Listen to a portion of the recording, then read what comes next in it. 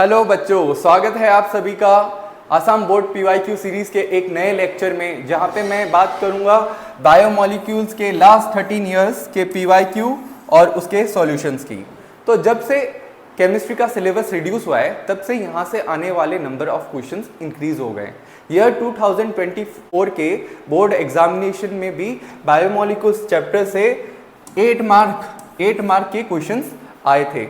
तो बहुत ही इंपॉर्टेंट चैप्टर है। अक्सर लोग एक गलती करते हैं, इस चैप्टर को लास्ट के लिए छोड़ देते हैं, ये मान के कि ये थ्योरेटिकल चैप्टर है, लास्ट में पढ़ लेंगे, और लास्ट में जब इस चैप्टर को देखते हैं तब उनको कुछ समझ में नहीं आता और वो स्किप मार देते हैं ये चैप्टर। तो ये गलती मत करना। ये चैप्टर थ्योरेटिकल के साथ साथ कंसेप्चुअल भी है, और इसके माइनर कंसेप्ट्स अगर एक बार आप लोग समझ लेते हो तो उसके बाद इसकी थ्योरी को याद रखना बहुत ही आसान हो जाएगा, और उसको आप लोग अपने वर्ड्स में बना के लिख सकते हो। ठीक है, तो स्टार्ट करते हैं आज का सेशन। लेकिन उससे पहले मैं आप सभी को दिवाली की हार्दिक शुभकामनाएं देना चाहूंगा। Happy Diwali to all my बच्चा लोग, और सेफली अच्छे से रहना, अपने घरों पे रहना, सुरक्षित रहना। होकुलू के दिवाली होबेसा जनालू। तो चलिए अब स्टार्ट करते हैं आज का सेशन। तो सबसे पहला क्वेश्चन जो लास्ट ईयर पूछा गया था, that is what are essential and non-essential amino acids, give two examples of each type। तो देखो बच्चों, एमिनो एसिड्स जो होते हैं उनको हम लोग दो क्लास में बाइफरगेट कर सकते हैं। सबसे पहला एसेंशियल एमिनो एसिड्स और दूसरा नॉन एसेंशियल एमिनो एसिड्स। तो ऐसे एमिनो एसिड्स जो हमारे बॉडी में ऑलरेडी सिंथेसाइज हो जाते हैं उनको हम कहते हैं नॉन एसेंशियल एमिनो एसिड्स, जबकि ऐसे एमिनो एसिड्स जो हमारे बॉडी में सिंथेसाइज नहीं होते और हमें उनको थ्रू डाइट बाहर से लेना होता है, उनको हम कह देते हैं एसेंशियल एमिनो एसिड्स। तो देखो क्या लिखा गया है, those amino acids which can not be synthesized in our body and must be obtained through diet are known as essential amino acids. On the other hand, those amino acids which can be synthesized in the body are known as non-essential amino acid। तो इसके examples थोड़ा ध्यान रखना होगा हमें कि essential amino acids के जो एग्जांपल होते हैं वो होता है वेलाइन और लाइसिन, जबकि नॉन एसेंशियल एमिनो एसिड की बात करूं तो ग्लाइसिन और एलानिन। ठीक है, तो बढ़ते हैं नेक्स्ट क्वेश्चन की ओर। तो नेक्स्ट क्वेश्चन था, how are vitamins classified, name the vitamin responsible for coagulation of blood. तो विटामिन जो है उसको भी हम लोग फर्दर दो क्लास में डिवाइड कर सकते हैं on the basis of its solubility, कि वो जो विटामिन है वो फेट में सॉल्युबल है या फिर वाटर सॉल्युबल विटामिन है। उसके अकॉर्डिंगली हम लोग विटामिन को दो क्लास में क्लासिफाई करते हैं। पहला वाला फैट सॉल्युबल विटामिन, दूसरा वाला वाटर सॉल्युबल विटामिन। अब फैट सॉल्युबल विटामिन क्या होता है, ऐसे विटामिन जो कि फेट में या फिर ऑयल में सॉल्युबल होते हैं उन्हें हम कह देते हैं फैट सॉल्युबल विटामिन, जबकि ऐसे विटामिन जो कि वाटर में सॉल्युबल होते हैं ना कि फैट या फिर ऑयल में, तो उनको हम कह देते हैं वाटर सॉल्युबल विटामिन। तो हम लोग को इसके कुछ एग्जाम्पल होते हैं वो याद रखना पड़ता है। तो फैट सॉल्युबल विटामिन के एग्जाम्पल हो गए vitamin D, vitamin E, vitamin के एंड विटामिन ए, और इनको छोड़ के विटामिन बी और सी ये क्या है, वाटर सॉल्युबल विटामिन। तो सर इसको याद रखने का ट्रिक बताओ ना। तो याद रखना विटामिन डेका ये है फैट सॉल्युबल विटामिन, जबकि इसको छोड़ के जो बी और सी है वो क्या है, वाटर सॉल्युबल विटामिन। अब जो विटामिन यहाँ पे पूछा है, name the vitamin responsible for the coagulation of blood. तो ये जो इसका जो आंसर होगा that is vitamin K is responsible for the coagulation of blood. ये थोड़ा आपको ध्यान रखना होगा। ठीक, next, what are nucleic acid, mention their two important functions. तो देखो क्या लिखा गया है, nucleic acids are long chain polymers of nucleotides. तो जब हम लोग न्यूक्लियोटाइड्स, ढेर सारे न्यूक्लियोटाइड्स को लिंक करके एक चेन बनाते हैं तो उसी को हम लोग कह देते हैं पॉलीन्यूक्लियोटाइड्स या फिर न्यूक्लिक एसिड्स। अब ये जो पॉलीन्यूक्लियोटाइड्स या न्यूक्लिक एसिड्स हैं ये दो टाइप्स की होती है, डीएनए और आरएनए। डीएनए और आरएनए, और सभी को पता है डीएनए और आरएनए का क्या फंक्शन होता है। तो अगर मैं बात करूं डीएनए की, याद है ना क्या, हाँ, it is responsible for transmission of inherent characters also called heredity. Next, biology के chapter molecular basis of inheritance में अपन देखेंगे कि ये जो न्यूक्लिक एसिड्स होते हैं उनको हम लोग यूज करते हैं in the process of transcription and translation. तो मैं लिखता हूं कि they are also used in transcription and translation process. तो ध्यान रखना कि न्यूक्लिक एसिड क्या होता है, न्यूक्लिक एसिड और कुछ नहीं, it is a long chain polymer of nucleotides. मतलब नेक्स्ट देखो, नेक्स्ट पूछा है right the structural and functional differences between DNA and RNA. तो स्ट्रक्चरल मतलब अगर मैं बात करता हूं डीएनए की और आरएनए की, तो इन दोनों के स्ट्रक्चर में क्या डिफरेंस है, क्या डिफरेंसेस होते हैं इन दोनों के स्ट्रक्चर में। तो देखो, sugar present in DNA is deoxyribose. तो यहां पे जो शुगर होता है that is deoxyribose. On the other hand RNA में जो शुगर प्रेजेंट होता है that is ribose sugar. Next, DNA में जो DNA contains cytosine and thymine as pyrimidine base, whereas RNA contains cytosine and uracil as pyrimidine। वैसे ही next अगर मैं structural difference की बात करूं तो डीएनए जो होता है it is double stranded structure, मतलब यहाँ पे 2 स्ट्रैंड्स होते हैं।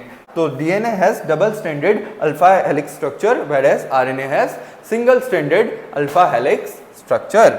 नेक्स्ट अगर मैं बात करूं इसके बीच फंक्शनल डिफरेंस की, तो मुझे पता है डीएनए का एक यूनिक प्रॉपर्टी होता है that is replication. Okay, DNA क्या हो सकता है, रेप्लिकेट हो सकता है, रेप्लिका बना सकता है, अपनी एग्जैक्ट कॉपी बना सकता है, जबकि आरएनए डज नॉट रेप्लिकेट। ये वाली प्रॉपर्टी भी आप लोग पढ़ोगे मॉलिक्यूलर बेसिस ऑफ इनहेरिटेंस में।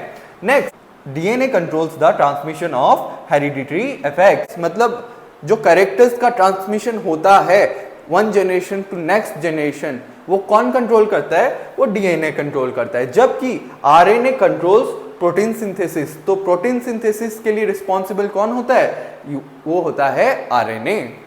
तो ये था फंक्शनल और स्ट्रक्चरल डिफरेंस के बारे में। अब नेक्स्ट क्या है, next is which structure of protein is normally unaffected during denaturation of protein. तो बच्चों ध्यान रखना, प्रोटीन के कई स्ट्रक्चर होते हैं, primary structure, secondary structure, tertiary structure. अब क्या होता है, जब भी हम लोग डीनेचुरेशन कैरी आउट करते हैं तो वहां पे कौन सा स्ट्रक्चर डिस्ट्रॉय हो जाता है। तो मैं कहता हूं जब भी किसी प्रोटीन का डीनेचुरेशन कैरी आउट होता है तो वहां पे जो सेकेंडरी और टर्शियरी स्ट्रक्चर होते हैं वो डिस्ट्रॉय हो जाते हैं, जबकि जो प्राइमरी स्ट्रक्चर है वो इंटैक्ट रहता है। तो यहाँ पे मुझे यही पूछा है कि कौन सा स्ट्रक्चर डिस्ट्रॉय नहीं होता या फिर remains unaffected during denaturation of proteins. तो मैं कहूंगा the primary structure that is 1 degree structure of protein remains intact या फिर unaffected during denaturation of protein. Next देखो, a non-reducing sugar on hydrolysis gives 2 reducing monosaccharides. Write the name of non-reducing sugar. तो reducing और non-reducing sugar क्या होता है ये मैं आपको बाद की स्लाइड्स में बताने वाला हूं। अभी याद रखना कि sucrose is the non-reducing sugar which gives 2 reducing monosaccharides upon hydrolysis. मतलब जब हम लोग सुक्रोज का हाइड्रोलाइसिस करते हैं तो हमें मिलता है ग्लूकोज और फ्रुक्टोज। ये जो सुक्रोज है ये है नॉन रिड्यूसिंग शुगर, ठीक है, जबकि बाकी जो फ्रुक्टोज और ग्लूकोज है वो कैसे होते हैं, उसे हम कहते हैं रिड्यूसिंग शुगर या फिर रिड्यूसिंग मोनोसैकेराइड्स। तो आपको ये ध्यान रखना है कि जब भी ऐसा क्वेश्चन आ जाए कि एक नॉन रिड्यूसिंग शुगर से अपन को 2 रिड्यूसिंग मोनोसैकेराइड मिल रहे हैं तो वहां पे आंसर क्या होगा, सुक्रोज होगा, और इधर पे रिड्यूसिंग मोनोसैकेराइड्स कौन हो जाएंगे, ग्लूकोज और fructose. Next, name the central metal ion present in vitamin B12।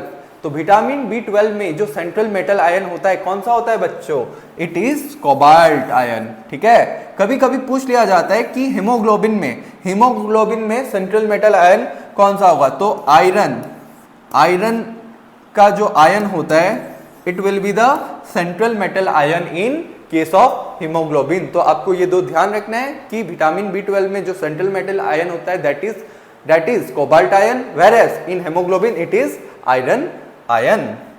Next देखो, what pyrimidine bases are present in DNA, pyrimidine bases है ना। तो अभी हम अपन ने बात की थी कहां पे, स्ट्रक्चरल और फंक्शनल डिफरेंसेस की, किसकी, आरएनए और डीएनए। तो मैंने कहा था DNA has 2 pyrimidine base and those pyrimidine base are cytosine and thymine. तो cytosine and thymine are the two pyrimidine base present in DNA. तो मैं आपको बता ही देता हूं, डीएनए में कुल 4 बेसिस होते हैं, ठीक है। 2 होते हैं प्यूरिन बेस और 2 पिरामिडिन, 2 प्यूरिन और 2 pyrimidine,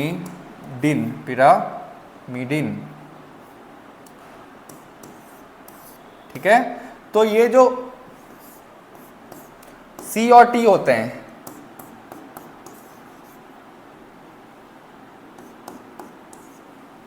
AG, adenine guanine, this are purine base, thymine cytosine, this are pyrimidine base, ठीक है। नेक्स्ट देखो, why vitamins are also called coenzyme. बहुत ही इंपॉर्टेंट क्वेश्चन है। देखो, vitamins are often called coenzymes because many of them act as essential components of coenzymes। तो coenzymes क्या होता है ये मैं आपको बाद में बताऊंगा, अभी इस क्लास को लेंथन नहीं करेंगे, इसको लंबा नहीं खींचेंगे। तो मैं बस इतना कहना चाहूंगा, जो भी coenzymes होता है ना, कोएंजाइम्स में आपको देखने को मिलेगा, बहुत सारे कोएंजाइम्स में ये जो विटामिन होता है ना, वो एसेंशियल कंपोनेंट होता है ना। तो इसी वजह से अपन विटामिन को कोएंजाइम्स भी कहते हैं। For example, vitamin B1 is a part of coenzyme TPP which helps in energy production. तो TPP क्या है? TPP एक कोएंजाइम है विच इज रिस्पॉन्सिबल या फिर which helps in energy production. अब इस TPP का एसेंशियल पार्ट कौन है? Vitamin B1। Next, what type of bonding helps in stabilising the secondary structure of protein. तो याद रखना बच्चों कि the secondary structure of protein is stabilised by hydrogen bonding. तो सेकेंडरी स्ट्रक्चर ऑफ प्रोटीन को कौन स्टेबलाइज करता है? It's hydrogen bonding. नेक्स्ट है, how are vitamin classified? Name the vitamin deficiency which causes scurvy. तो याद रखना, अभी मैंने आप लोग को ऑलरेडी बताया था कि विटामिन को हम लोग 2 क्लास में क्लासिफाई कर सकते हैं, फैट सॉल्युबल और वाटर सॉल्युबल। तो उसकी बातें मैं फिर से नहीं कर रहा हूं, लेकिन इस बार मैं सेकंड पार्ट को देखो, यहां पे क्या पूछा गया है कि name the vitamin deficiency which causes scurvy. Scurvy क्या होता है? स्कर्वी मतलब ब्लीडिंग गम्स में ब्लीडिंग होना, उसी को हम कहते हैं स्कर्वी, है ना। तो विटामिन C जो होता है, it is responsible for the scurvy, that is bleeding gums. तो साइड में लिख लेना, इसका मतलब क्या होता है? इसका मतलब होता है ब्लीडिंग गम्स। कई बार अपन को दिखता है कि हमारे गम्स ब्लीड कर रहे हैं, मतलब हमारे बॉडी में विटामिन C की डेफिशिएंसी हुई है। Next, what is glycogen, how it is different from starch. तो काफी इंपॉर्टेंट क्वेश्चन है। तो कार्बोहाइड्रेट्स, जो कार्बोहाइड्रेट्स होते हैं वो एनिमल बॉडी में स्टोर्ड होते हैं in the form of glycogen. और ग्लाइकोजन क्या होता है? It is a polysaccharide of glucose. मतलब जब हम लोग बहुत सारे ग्लूकोज यूनिट्स को लिंक करते हैं तो क्या बनता है? एक पॉलीसेकेराइड बनता है। और वो पॉलीसेकेराइड क्या है? वो पॉलीसेकेराइड है ग्लाइकोजन। और ग्लाइकोजन कहाँ पाया जाता है? It is found in animal body. The carbohydrate is stored in animal body in the form of glycogen. Next part में क्या पूछा है कि ये ग्लाइकोजन है वो स्टार्च से डिफरेंट कैसे है। तो मुझे पता है स्टार्च क्या होता है, वो भी पॉलीसेकेराइड होता है और वो किस में पाया जाता है? प्लांट्स में पाया जाता है ना। तो अब देखो, स्टार्च जो होता है ना, उसमें 2 कंपोनेंट्स होते हैं, एक तो एमाइलोज और दूसरा एमाइलोपेक्टिन। एमाइलोज और एमाइलोपेक्टिन। तो glycogen is more highly branch than amylopectin, that is starch, है ना। ग्लाइकोजन जो होता है वो ज्यादा ब्रांच होता है एज कंपेयर टू एमाइलोपेक्टिन। मतलब एमाइलोपेक्टिन क्या अल्टीमेटली स्टार्च है, तो ग्लाइकोजन हाईली ब्रांच होता है compare to starch. Next, glycogen chain consist of 10 to 14 glucose units. तो मैंने अभी आपको कहा था कि ये पॉलीसेकेराइड है। पॉलीसेकेराइड किसका? ग्लूकोज का। मतलब हम लोग जब ग्लूकोज यूनिट्स को लिंक करेंगे तो हमें क्या मिलेगा? हमें ग्लाइकोजन मिलेगा या फिर स्टार्च मिलेगा।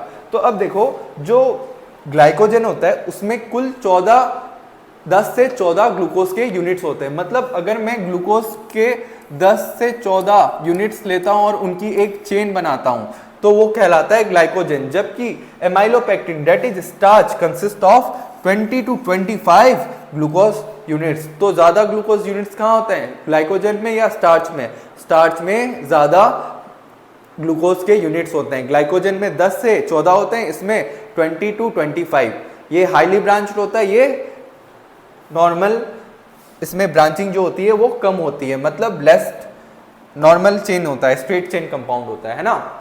तो name the protein which is present in hair, what type of protein it is. तो सभी को पता है ये हेयर्स में कौन सा प्रोटीन प्रेजेंट होता है, हेयर्स और नेल्स में केराटिन प्रोटीन मौजूद होता है, हेयर्स और नेल्स में केराटिन प्रोटीन मौजूद होता है। नेक्स्ट क्या पूछा है, what type of protein it is. तो याद रखना जो केराटिन होता है ये फाइब्रस प्रोटीन होता है। तो मैं आपको पढ़ाने वाला हूं टाइप्स ऑफ प्रोटीन, अभी बस याद रखो केराटिन कैसा प्रोटीन है, फाइब्रस प्रोटीन।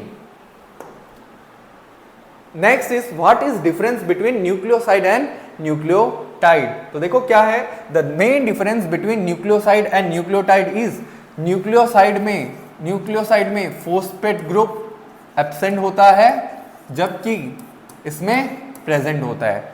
तो देखो the main difference between nucleoside and nucleotide is that nucleotide has phosphate group which nucleosides do not have. तो ये था इसका answer. Next, what type of bondings help in stabilising the helix structure of proteins.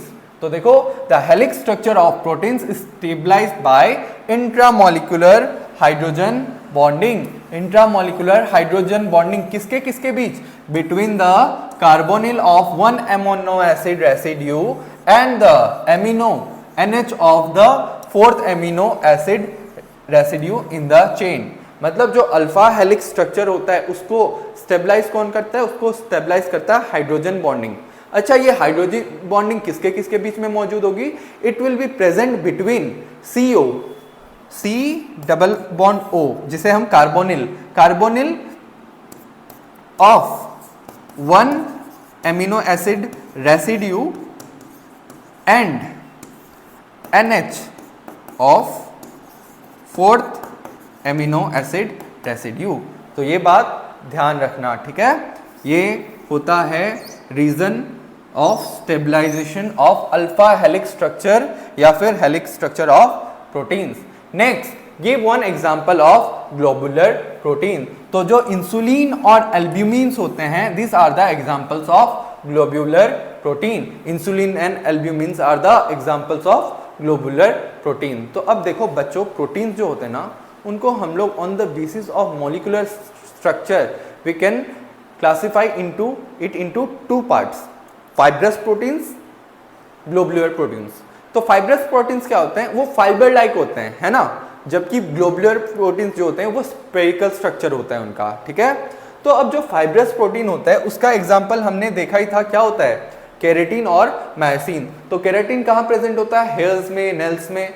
Myosin muscle fibres में, muscles में जो protein present होता है, muscles में जो प्रोटीन मौजूद होता है that is known as myosin. और ये कैसा प्रोटीन है, ये है फाइब्रस प्रोटीन, इनका स्ट्रक्चर फाइब्रस होता है ना। जबकि ये जो ग्लोबुलर प्रोटीन, इनका स्ट्रक्चर कैसा होता है, स्फेरिकल स्ट्रक्चर होता है, और इनका एग्जाम्पल क्या होता है, इंसुलिन और एल्ब्यूमिन। तो बच्चों ध्यान रखना कि ग्लोबुलर प्रोटीन आ जाए तो उसके एग्जाम्पल्स होते हैं इंसुलिन, एल्ब्यूमिन, जबकि फाइब्रस प्रोटीन का एग्जाम्पल होता है keratin and myosin. Next, what are carbohydrates? Give the general formula of carbohydrates. Why polysaccharides are called non-sugars? तो यहाँ पे 3 पार्ट में क्वेश्चन पूछा गया है और आपको 1 by 1 आपको आंसर करना है। तो सबसे पहले आपको बताना है कि कार्बोहाइड्रेट्स क्या होता है। तो कार्बोहाइड्रेट्स का ऑल डेफिनेशन के अकॉर्डिंग, ऑल डेफिनेशन कहता था carbohydrates are hydrates of carbon, hydrates of carbon. लेकिन न्यू डेफिनेशन कहती है carbohydrates are defined as optically active polyhydroxyaldehydes or ketones or the compounds which produces such units on hydrolysis। तो polyhydroxyaldehydes और ketones मतलब ये जो कार्बोहाइड्रेट्स होगा उसमें क्या होगा, उसमें ढेर सारे आपको OH ग्रुप्स देखने को मिलेंगे, इसलिए इसको कहते हैं पॉलीहाइड्रोक्सी। और एक क्या होगा, एक या तो एल्डिहाइड ग्रुप मौजूद होगा या फिर एक क्या होगा, कीटोन ग्रुप मौजूद होगा। तो ये जो पॉलीहाइड्रोक्सी एल्डिहाइड्स या फिर polyhydroxy ketones are known as what, carbohydrates. अब देखो इसका जो एग्जाम्पल होता है, कार्बोहाइड्रेट्स का एग्जाम्पल सभी को पता होता है क्या, ग्लूकोज, सुक्रोज, ये सब सभी के सब क्या है, कार्बोहाइड्रेट्स के एग्जाम्पल है। तो अब मेरे को पूछा है what is the general formula of carbohydrates. तो मैंने अभी कुछ टाइम पहले आप लोगों को कहा था कि पहले कार्बोहाइड्रेट्स को क्या माना जाता था, हाइड्रेट्स ऑफ कार्बन, मतलब कार्बन और पानी, है ना। तो the general formula of carbohydrates it's CHH2O whole Y। अब ये X और Y सेम भी हो सकता है, डिफरेंट भी हो सकता है। फॉर एग्जाम्पल ग्लूकोज देखो, तो ग्लूकोज को मैं कुछ इस तरह से रिप्रेजेंट कर सकता हूं, तो यहाँ पे X और Y क्या है, दोनों सेम है। तो ये अलग भी हो सकते हैं, सेम भी हो सकते हैं, लेकिन जब भी हम लोग कार्बोहाइड्रेट्स को रिप्रेजेंट करते हैं इस फॉर्म में, तो ये कहलाता है इसका जनरल फॉर्मूला। तो ये ध्यान रखना, ठीक है। नेक्स्ट थर्ड पार्ट में हम लोग को पूछा है कि पॉलीसेकेराइड्स जो होते हैं उनको हम लोग नॉन शुगर्स क्यों कहते हैं। अब देखो बच्चों, कार्बोहाइड्रेट्स को हम लोग क्लासिफाई कर सकते हैं, मोनोसेकेराइड्स, डाइसेकेराइड्स, ओलिगोसेकेराइड्स, पॉलीसेकेराइड्स। क्या होते हैं इनकी बातें मैं नेक्स्ट लेक्चर में करूंगा।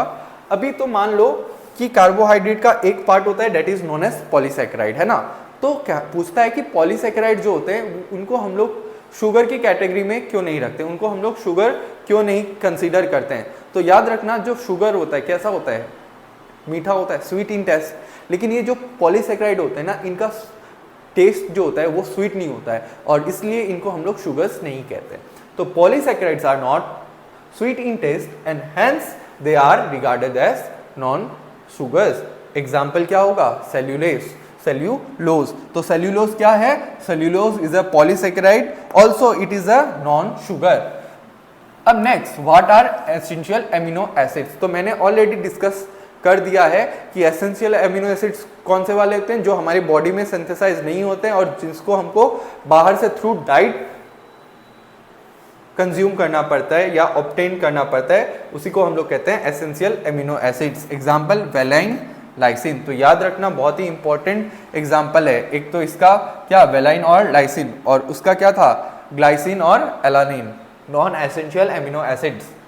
Next is what is denaturation of proteins. तो अभी मैंने कुछ देर पहले बात की थी कि डीनेचुरेशन ऑफ प्रोटीन्स में कौन सा प्रोटीन का स्ट्रक्चर डिस्ट्रॉय हो जाता है, सेकेंडरी और टर्शरी, जबकि 1 डिग्री स्ट्रक्चर क्या रहता है, इंटैक्ट रहता है। तो सर अब ये डीनेचुरेशन का मतलब क्या होता है, डीनेचुरेशन। तो जब भी हम लोग किसी प्रोटीन में फिजिकल चेंज करते हैं, मतलब उसको हम लोग हाई टेम्परेचर पे ले जाते हैं या उसका पीएच चेंज कर देते हैं, तो जो प्रोटीन होता है ना, वो उसके बीच में मौजूद हाइड्रोजन बॉन्ड्स ब्रेक हो जाते हैं। अब जब हाइड्रोजन बॉन्ड्स ब्रेक हो जाते हैं तो जो सेकेंडरी और टर्शियरी स्ट्रक्चर होते हैं वो अनफोल्ड हो जाते हैं, मतलब वो किस में कन्वर्ट हो जाते हैं, प्राइमरी स्ट्रक्चर में कन्वर्ट हो जाते हैं। और इससे क्या होता है, वो अपना नॉर्मल जो फंक्शन होता है, नॉर्मल जो बायोलॉजिकल एक्टिविटीज होती हैं उसको लूज कर देते हैं, और उसी बायोलॉजिकल एक्टिविटी के लॉस को हम लोग डीनेचुरेशन ऑफ प्रोटीन्स कहते हैं। तो कभी कभी ये 2-3 मार्क का भी आ सकता है या फिर कभी कभी ये 1 मार्क का भी पूछा जा सकता है। तो जब भी ये 2 से 3 मार्क का क्वेश्चन पूछा जाए तो आप लोग क्या लिखोगे कि when a protein in its native form, native मतलब ओरिजिनल फॉर्म जिसमें वो एग्जिस्ट करता है, is subjected to physical changes such as change in temperature या फिर pH, hydrogen bonds are broken resulting in unfolding of protein molecule and the protein loses its biological activity, and these loss in biological activity is called denaturation. Example, curdling of milk. तो कई बार आप लोग को पूछा जाएगा कि एक example बताओ denaturation of protein का, तो आप लोग क्या कह दोगे, curdling of milk. जब ये क्वेश्चन 1 मार्क का पूछा जाए तो आप लोग क्या लिखोगे, सिंपल लिखना कि the unfolding of protein molecule resulting in loss of biological activity when subjected to physical changes such as change in temperature या फिर pH etc. it is known as denaturation. ठीक है। नेक्स्ट, तो नेक्स्ट क्या पूछा गया है, एक कार्बोहाइड्रेट जिसका फॉर्मूला है C12H22O11 is boiled with dilute H2SO4 in alcoholic solution to form 2 hexose with the same chemical formula. Identify the carbohydrate and the 2 hexoses, give necessary chemical equations. तो यहाँ पे क्या गिवन है कि एक कार्बोहाइड्रेट गिवन है जिसका फॉर्मूला है C12H22O11। जब इसको हम लोग क्या करते हैं, बॉईल करते हैं with dilute H2SO4 in alcoholic solution, तो हमें 2 हेक्सोज मिलता है जिनका केमिकल फार्मूला या फिर मॉलिक्यूलर फार्मूला सेम होता है। तो मुझे पूछा ये कार्बोहाइड्रेट कौन है, तो सबसे पहले इस फॉर्मूला को देख के आपको किसकी याद आती है?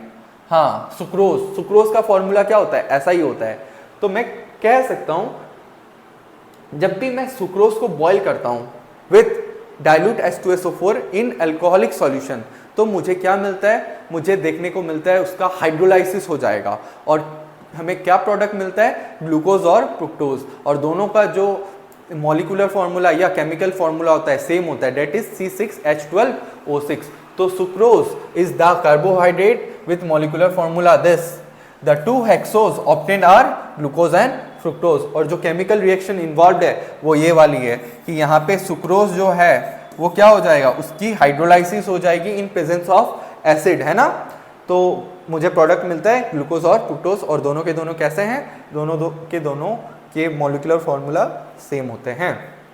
तो ये बहुत ही इंपॉर्टेंट रिएक्शन है। क्यों? क्योंकि it is the one of the method of preparation of glucose. तो आप लोग एनसीईआरटी बुक जब ओपन करोगे तो वहां पे आपको कुल 2 मेथड मिलेंगे जिससे हम लोग ग्लूकोज का प्रिपरेशन करते हैं। तो सबसे पहला मेथड मिलेगा ये, क्या कि सुक्रोज में जब अपन क्या करते हैं, सुक्रोज को बॉईल करते हैं with dilute H2SO4 in alcoholic solution, तो मुझे ग्लूकोज और फ्रुक्टोज मिलता है इक्वल अमाउंट्स में, ठीक है। तो this is one of the method of preparation of glucose.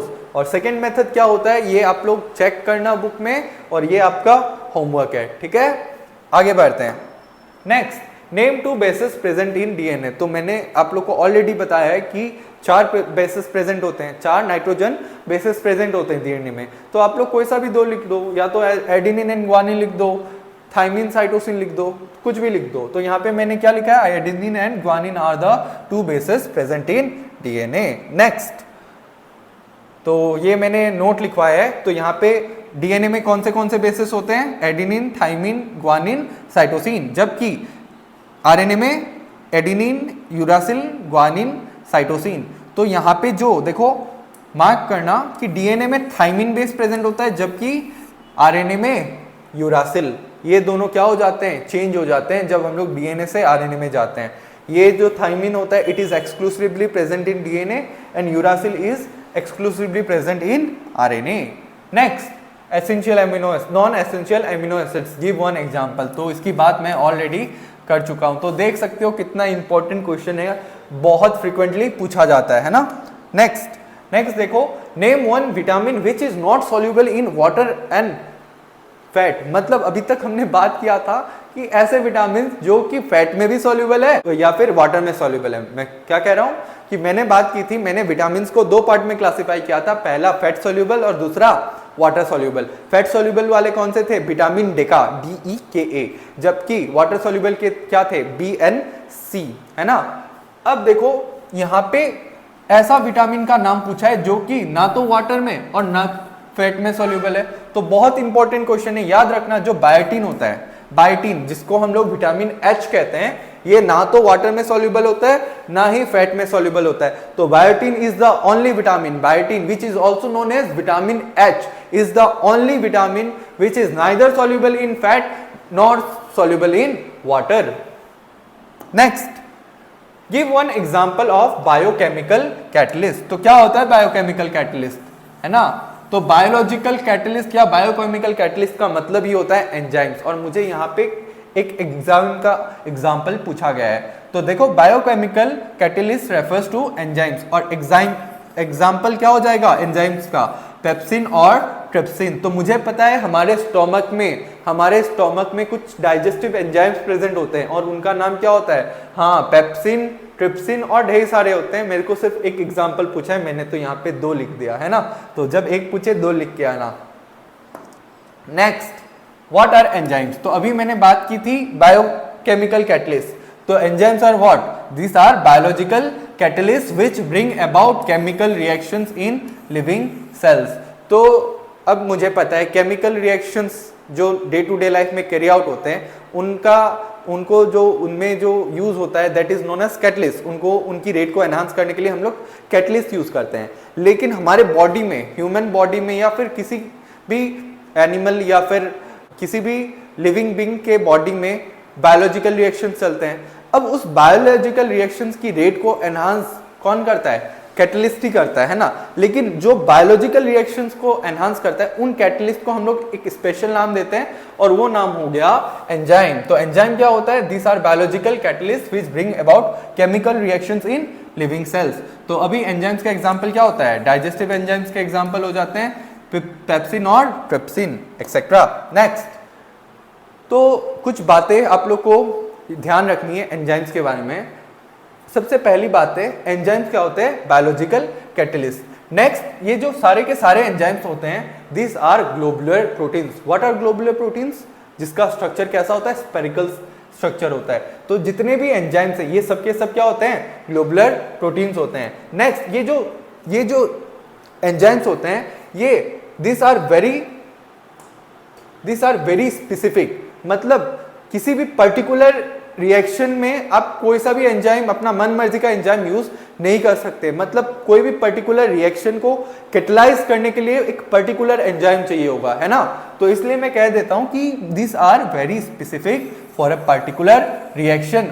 Also they are very specific for a particular substrate, मतलब ये हर कहीं बाइंड नहीं होता, ये पर्टिकुलर सबस्ट्रेट में ही बाइंड होता है। और भी कुछ पॉइंट्स है एंजाइम्स के, आप लोग एक बार एनसीईआरटी देखना। सिंस ये पीवाईक्यू की क्लास है, ये इसको मैं और लंबा नहीं खींच सकता, लेकिन मैं इसके बाद और एक वीडियो लाने वाला हूं जिसमें एनसीईआरटी के हर intext questions from the chapter biomolecules अपन डिस्कस करेंगे और साथ ही साथ मैं इसके नोट्स भी प्रोवाइड करूंगा और उसके अंडरस्टैंडिंग के लिए मैं आपके लिए एक स्पेशल क्लास लाऊंगा बायोमोलिक्यूल्स की, है ना। तो अभी नेक्स्ट पे मूव करते हैं। तो नेक्स्ट क्या है? What kind of linkages hold together monomers of DNA? The monomers of DNA are polydeoxyribonucleotides. तो पॉलीडिऑक्सी राइबोन्यूक्लियोटाइड्स जो होते हैं वो डीएनए के क्या होते हैं? मोनोमर्स होते हैं। अब मेरे को पूछा है कि कौन से लिंकेजेस इनको होल्ड करके रखता है ना। तो these are held together by hydrogen bonds. याद रखना कि monomers of DNA are hold together by hydrogen bonds. अब देखो और एक बात आपको ध्यान रखनी है, there are 3 hydrogen bonds between guanine and cytosine. Guanine और साइटोसिन के बीच में कितने हाइड्रोजन बॉन्ड्स मौजूद होंगे? 3। जबकि एडेनिन और थाइमिन के बीच में सिर्फ दो हाइड्रोजन बॉन्ड्स मौजूद होंगे। मैं फिर से बता रहा हूं कि मोनोमर्स ऑफ डीएनए कौन होता है? पॉलीडिऑक्सी राइबोन्यूक्लियोटाइड्स। इनको होल्ड कौन करके रखते हैं? इनको होल्ड करके रखता है हाइड्रोजन बॉन्ड्स। तो हाइड्रोजन बॉन्ड्स किसके बीच में मौजूद होंगे? ये जो न्यूक्लियोटाइड वाली चेन होती है उसमें जो नाइट्रोजन बेसेस होते हैं उनके बीच में प्रेजेंट होगा हाइड्रोजन बॉन्ड्स।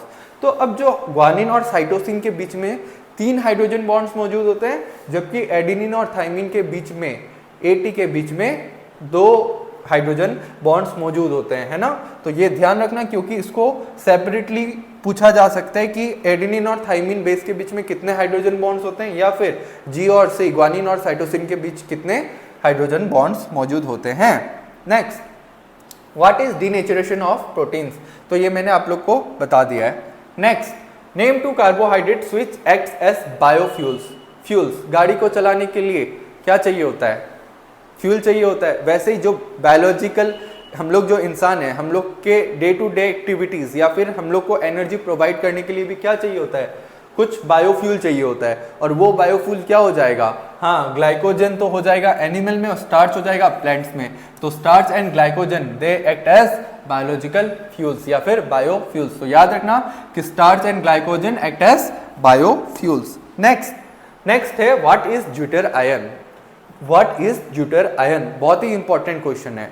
तो देखो, एमिनो एसिड को जब मैं पानी में या फिर एक्वस सॉल्यूशन में डालता हूं तो क्या होता है? जो एमिनो एसिड है it exist as a dipolar ion. मतलब वो जो एमिनो एसिड है उसमें अपन को जब उसको मैं पानी में डिसॉल्व करूंगा तो मुझे दिखेगा कि वो as a ionic form exist करता है इन दैट एक्वस सॉल्यूशन, और वो डाइपोलर आयन ही ड्यूटर आयन कहलाया जाता है। तो alpha amino acid exist as dipolar ion in aqueous solution known as zwitter ion. तो देखो ज्यूटर आयन कैसा होता है, ये मैंने जनरल फॉर्मूला लिखा है किसका, एमिनो एसिड का। एमिनो एसिड का, यहाँ पे एमिनो ग्रुप भी है, एसिड ग्रुप भी है, तो इसलिए हम लोग इसको कहते हैं एमिनो एसिड।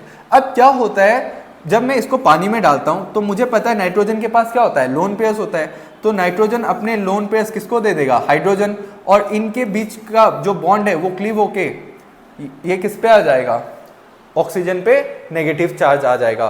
तो देखो यहाँ पे क्या आ जाएगा, नाइट्रोजन अपने लोन पेयर्स किसको दे रहा है, हाइड्रोजन को, तो उस पे आ जाएगा पॉजिटिव चार्ज, और हाइड्रोजन अपने इलेक्ट्रॉन्स किसको दे रहा है, ऑक्सीजन को, तो आ जाएगा इस पे नेगेटिव चार्ज। तो ये देखो ये क्या है, पोलर मतलब डाइपोलर, यहाँ पे माइनस भी है पॉजिटिव चार्ज भी है, तो इसलिए हम लोग इसको कहते हैं डाइपोलर आयन, और इसी का नाम होता है ज्यूटर आयन। अब ये जो कंपाउंड होता है, कंपाउंड नहीं, ये जो आयन होता है ये केमिकली न्यूट्रल होता है, केमिकली न्यूट्रल होता है। Next, name the source of vitamin E. Vitamin E के सोर्स के बारे में बताइए।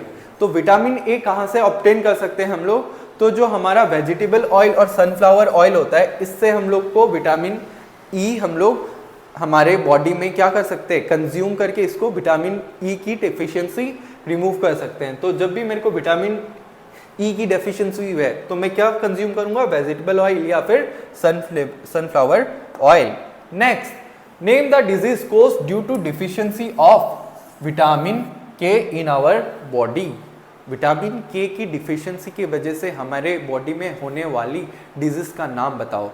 तो अभी कुछ देर पहले आप लोग ने एक लाइन पढ़ा था, vitamin K is responsible for the coagulation of blood. मतलब जब भी हमारे बॉडी में कुछ कट होता है तो क्या होता है, कुछ समय तक तो खून फ्लो होता है, उसके बाद क्या हो जाता है, वहाँ पे कुछ निकल मतलब नेट सा बन जाता है, और उसको हम लोग बोलते हैं ब्लड क्लॉट। और ब्लड क्लॉटिंग के लिए रिस्पॉन्सिबल कौन होता है, दैट इज विटामिन के। उस ब्लड क्लॉटिंग को ही हम लोग कह देते हैं कोआगुलेशन ऑफ ब्लड। ठीक है, तो अगर मेरे बॉडी में विटामिन के की डेफिशिएंसी हो जाती है तो ब्लड क्लॉटिंग का टाइम इंक्रीज हो जाएगा। मतलब अगर कट हो गया तो खून बहता चला जा रहा है, खून को मैं स्टॉप नहीं कर सकता, तो ये बहुत ही डेडली या फिर बहुत ही खतरनाक है। विटामिन के की डिफिशिएंसी बहुत ही खतरनाक है क्योंकि it increases the blood clotting time in our body. तो deficiency of vitamin K causes increase in blood clotting time in our body. Next, name one water soluble vitamin. तो मैंने बोला था fat soluble vitamin, vitamin D का, उसको छोड़ के B और सी जो होते हैं वो क्या होते हैं, water soluble vitamin. Next, what are proteins, give one example of each of globular and fibrous protein. तो सबसे पहले हम लोग को समझना पड़ेगा कि प्रोटीन क्या होता है, और उसके बाद चर्चा करेंगे ग्लोबुलर और फाइब्रस प्रोटीन। तो प्रोटीन क्या होता है, जब भी हम लोग एमिनो एसिड्स को लिंक करते हैं और उनकी एक चेन बनाते हैं। यहाँ पे मैंने क्या किया है, मैंने ढेर सारे एमिनो एसिड्स लिए और उनकी एक चेन बनाई। तो इस चेन को हम लोग कहते हैं polypeptide chain. The chain of amino acid is known as polypeptide chain. अब जब इस पॉलीपेप्टाइड चेन में एमिनो एसिड के जो रेसिड्यूज होते हैं वो अगर ग्रेटर देन 100 होंगे, क्या होंगे, यहाँ पे 100 से ज़्यादा एमिनो एसिड रेसिड्यूज मौजूद है और इनका वेट, इनका molecular mass greater than 10,000 AMU है, तो ये क्या कहलाएगा, ये पॉलीपेप्टाइड चेन प्रोटीन कहलाएगा। मैं फिर से बोल रहा हूँ कि जब हम लोग एमिनो एसिड्स की चेन बनाते हैं, अगर उस चेन को कहते हैं हम लोग पॉलीपेप्टाइड चेन। अगर इस पॉलीपेप्टाइड चेन में नंबर ऑफ एमिनो एसिड्स हैं ग्रेटर देन 100 और उनका मॉलिक्यूलर मास है ग्रेटर देन 10,000 AMU, तब ये पॉलीपेप्टाइड चेन प्रोटीन कहलाती है। ठीक है, इसका एक एक्सेप्शन भी है, दैट इज इंसुलिन। इंसुलिन जो है ना, इंसुलिन इज अ प्रोटीन। इनमें जो एमिनो एसिड्स होते हैं वो लेस देन 100 होते हैं। और कितने होते हैं एग्जैक्टली 51 एमिनो एसिड। मतलब इंसुलिन की जो पॉलीपेप्टाइड चेन है, इंसुलिन की जो पॉलीपेप्टाइड चेन है उसमें 100 नहीं 51 एमिनो एसिड्स होते हैं, लेकिन फिर भी हम लोग उसको प्रोटीन कह देते हैं क्योंकि इनका जो कन्फर्मेशन होता है, इनका स्ट्रक्चर जो होता है वो बिल्कुल प्रोटीन से मैच करता है, समझ में आया?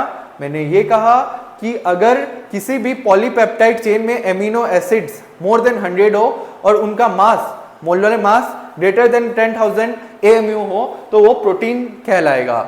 अभी इसका एक एक्सेप्शन है, दैट इज इंसुलिन। इंसुलिन में 100 एमिनो एसिड्स नहीं होते, 51 होते, फिर भी वो कहलाता है प्रोटीन, क्योंकि उसका जो स्ट्रक्चर है, उसका जो कन्फर्मेशन है बिल्कुल प्रोटीन की तरह होता है। ठीक है, तो देखो यहां पे लिखा गया है a polypeptide chain with more than 100 amino acid having molecular mass higher than 10,000 u मतलब क्या होता है? यूनिफाइड मास या फिर AMU is called a protein. अब मैंने ऑलरेडी आप लोगों को बता दिया है ग्लोबुलर और फाइब्रस प्रोटीन क्या होता है। तो ग्लोबुलर प्रोटीन की बात करूं तो ग्लोबुलर प्रोटीन क्या होता है? जो स्पेरिकल शेप का होता है। और फाइब्रस प्रोटीन कैसा होता है? Fibre like. फाइब्रस प्रोटीन का एग्जांपल मैंने दिया था हेयर और हेयर प्रोटीन, जिसका नाम है केराटिन और मायोसिन, जो कि मसल में प्रेजेंट होता है। तो keratin and myosin are fibrous protein, whereas insulin and albumin are globular protein. तो इसका एग्जांपल हो जाएगा केराटिन एंड मायोसिन, इसका हो जाएगा insulin and albumin. Next, what are reducing sugars? तो मैं बताने वाला था कि कार्बोहाइड्रेट्स को हम लोग दो क्लास में क्लासिफाई कर सकते हैं, रिड्यूसिंग और नॉन रिड्यूसिंग शुगर्स। रिड्यूसिंग और non reducing sugar. Reducing sugar वो शुगर होते हैं या फिर वो कार्बोहाइड्रेट होते हैं which reduces Fehling solutions and Tollens reagent, whereas non reducing sugar ऐसे कार्बोहाइड्रेट होते हैं जो कि फेलिंग सॉल्यूशन और टॉलेंस रिएजेंट को रिड्यूस नहीं कर सकते। Carbohydrates, reducing sugars, non reducing sugars. Reducing sugar वो शुगर या फिर वो कार्बोहाइड्रेट जो कि फेलिंग सॉल्यूशन और टॉलेंस रिएजेंट को रिड्यूस कर सकता है, जबकि non reducing sugar Fehling solution को और टॉलेंस रिएजेंट को रिड्यूस नहीं कर सकता। अगर बात करूं रिड्यूसिंग शुगर के एग्जांपल की, तो जितने मोनोसैकेराइड्स होते हैं सबके सब रिड्यूसिंग शुगर्स होते हैं। और उसके अलावा मैल्टोज एंड लैक्टोज जो कि डाइसैकेराइड है, ये भी क्या है? रिड्यूसिंग शुगर्स हैं। जबकि जो सुक्रोज है वो क्या है? नॉन रिड्यूसिंग शुगर है। और अभी कुछ देर पहले हमने एक क्वेश्चन देखा था, name a non reducing sugar which gives two reducing sugars upon hydrolysis. तो sucrose is the non reducing sugar which gives two reducing sugar, that is glucose and fructose upon hydrolysis. Next, इससे पहले ये तो देख लो, तो यहां पे क्या लिखा है? All those carbohydrates which reduce failing solution and tolerance reagent are referred to as reducing sugars. Example, all monosaccharides, maltose, lactose, etc. तो maltose और lactose क्या है? डाइसैकेराइड। तो ये एग्जांपल्स आपके NCERT में गिवन है और ये आपको याद रखना होगा। Next, what is the structural difference between starch and cellulose?